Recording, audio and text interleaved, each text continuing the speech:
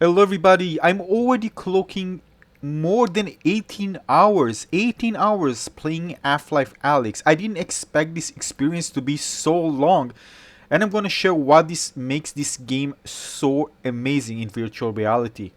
Half-Life Alyx is a combination of a survival game, adventure game, puzzle game, and it was designed again from the ground up for virtual reality. And you can just experience this in every single thing that you do in the game. Although of course it has first person shooting experience, you can upgrade guns and enjoy getting new equipment to become even more powerful against new emerging threats. The game itself is relatively slow paced. Now of course there is combat in this game, but the thing is that I realized that aiming in VR is something that I need to get used to. Well, there's no aim assist here, you need to aim accurately in order to hit your enemies. Now because you're inside this area, everything feels bigger and more, everything more. So enemies, when they come close to you, they really feel kind of scared and sometimes even disgusted by how they look. When taking enemies down, you can feel a kind of satisfaction. Whew! Finally I was able to get rid of this. And then you encounter even bigger enemies, even creepier enemies. You just want to run away from them. Now there are different ways in this game which you can actually move. I'm just using blinking, which is fun, but you can actually use other methods, whatever you find comfortable to play with.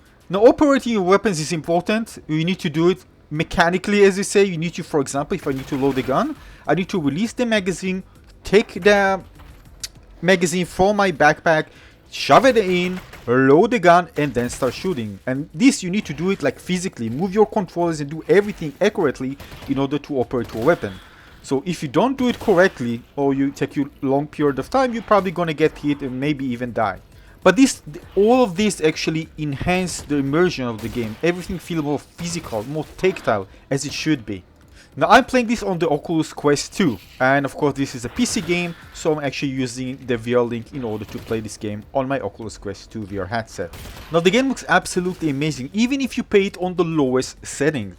And you see that it was designed well because there are some areas with verticality, with holes, which in order to really appreciate VR, you really want to see things, relative to the others, to see motion, to see how things move in the environment. So you have some holes in the ground where you can actually see the perspective as you move. Every slight movement changes things in the environment. In some areas I was actually standing so high that I really felt kind of scared because of the height, and I'm scared of heights if you don't know.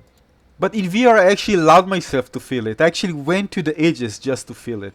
Interaction in this game are absolutely amazing. Just lifting out doors and opening door physically with your control, just pushing doors, breaking glasses, is just so much fun. It's amazing that actually the thing that I'm enjoying doing the most is just that, the simple things. Just pushing things, grabbing out things. But they made it even easier for players to actually enjoy this by just introducing a mechanic that allows you to use your hand in order to flick and grab items from far away. Rather than needing just to go for every item, you just crouch and pick it up. Now you can play this in standing position. I play this entirely in seated position, and of course this is why these type of mechanics were introduced, making it easier and fun to play the game whether you play it seated or in standing position. As I'm walking again step by step, I'm discovering new amazing areas. Here you can see the verticality is just beautiful to look at. The lighting effects, making everything feels more dramatic, and the fact that you were actually there observing this make you enjoy not just thinking your way through this environment, but just enjoying the entire design of the game. It's just absolutely amazing how well they designed it. Now the game reminds me of The Last of Us, again kind of a survival game where you don't have a lot of ammo. You can actually run out of ammo if you're not careful, but they put things kind of spread around the environment, so you enjoy really finding them. I'm actually getting outside, and it was such a breath of fresh air just getting outside. And look at these views, and this is even on low settings, not even in ultra settings. Just look absolutely amazing. Seeing this in VR is just mind-blowing. And because everything feels so kind of grungy and dirty, it felt so real, like a real environment, rather than something that it's just plain and simple. And perfectly matches, of course, the theme of the world of Half-Life Alyx world. Sometimes I just find myself looking carefully in the environment, open drawers to find items that are kind of hidden. When fighting enemies, I found out that actually a better way to fight them. Here I'm just shooting them face to face, but I got it and eventually died. Then I realized, hey, why won't get outside and shoot them from the back? And there's actually a barrel there which can be exploded, and it's just eliminating them very quickly. It was so fun and satisfying. And enemies in this game eat hard and are not stupid, so you can easily die in this game. And as I told you, you can just spray and just kill enemies. You need to make sure that you save bullets in order to have some more for the next engagement. Interaction is absolutely a blast. Just, just opening at something, just finding, oh, more ammo, or just finding another item, upgrade item that you can upgrade your weapon, which is really fun because it also changes shape and becomes more powerful. If there is some puzzles that I do, again, the puzzles are spatial puzzles. Happens in...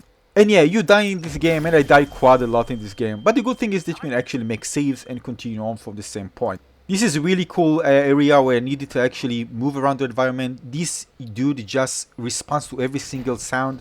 I wanted to close him. I actually fell and died, but I was able to do this second time. And again, this reminds you of The Last of Us, the combat. Again, this is... Although this dude can't really see you, it's more intense where every single sound that you make, even when it gases you, and you don't put your hand against your mouth, you can actually make noise. So you need to physically put the controller near your mouth or use a gas mask if you find one. The lighting effect and the design of the rooms, very tight corridors, make you a bit claustrophobic and really don't know when the next enemy will come from. So you're kind of always intense. You're actually solving puzzles. Again, spatial puzzles in 3D. You need to be very accurate, and if you even shake a bit, you can actually fail. Again, these to get more items. Every single item count. And sometimes you need to decide which one you want to use, whether to carry a healing item or just carry a grenade, which are very powerful. Now everything in this game felt very responsive and accurate, and again I'm playing using the VR link as it should be, as expected. But again, this is something that just feel like you are really there. These are your own hands and you're doing things like you do in real life, but you're actually there in this world. But the thing is that nothing in this game felt kind of underthought or not belong there. Everything, the puzzles, the combat, moving through the environment, discovering hidden areas, interacting with objects and discovering hidden items. Everything there, just looking, position yourself in a certain height just to enjoy the beautiful views. Everything was designed to make you enjoy every single step that you do in this game. In other words, there wasn't a single moment that I said that I got bored from a single chapter that I did. I haven't finished the game, as I told you. Every single moment that I said, come on, I just want to skip it. I want to just enjoy fully every single experience in each chapter that I had, and each one felt unique, different in its own way, and poses some challenges that I need to overcome. I remember just spending on one puzzle like 20 minutes, didn't understand what I actually supposed to do to move on, and then I realized that, oh, it's actually simple, but it took me some time to realize. There is also this multi-tool that allows you to kind of make some adjustment to the currency pathing in order to activate some machines that need electricity. This is also a fun experience. In some way, I wish there were more options, but again, I haven't finished the game just yet, but already clocked 18 hours, so I can say that I experienced quite a lot. Overall, everything in this game was designed almost perfectly to deliver one of the best virtual experiences ever created. And the thing is that I remember reading one review on Steam that somebody said that don't try this one when you get the Oculus Quest or when you get your VR headset first, because it's such a good game that you'll eventually maybe feel disappointed with the other games out there.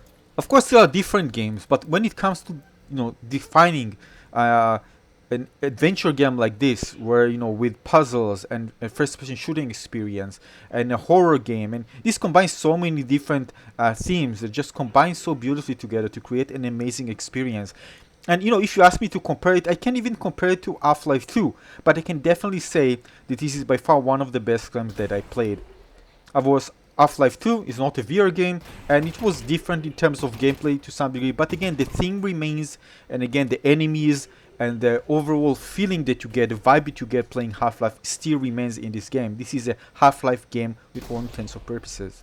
And overall, this is a must-have virtual reality game. I'm playing this on the Oculus Quest 2, keep this in mind, and it just ran smoothly. However, having said that, keep in mind that I'm running on 1660 GTX Ti, and it still just felt a bit laggy at some points, and of course I just close every other app just to make sure that I squeeze every bit of power to make it work smoothly, and even lower the resolution. So you really need a good graphic cards in order to run this one well. Just keep this in mind. So definitely my next laptop computer should be something with much higher specs, hardware specs, graphic specs, in order to be ready for the next big game that are about to come.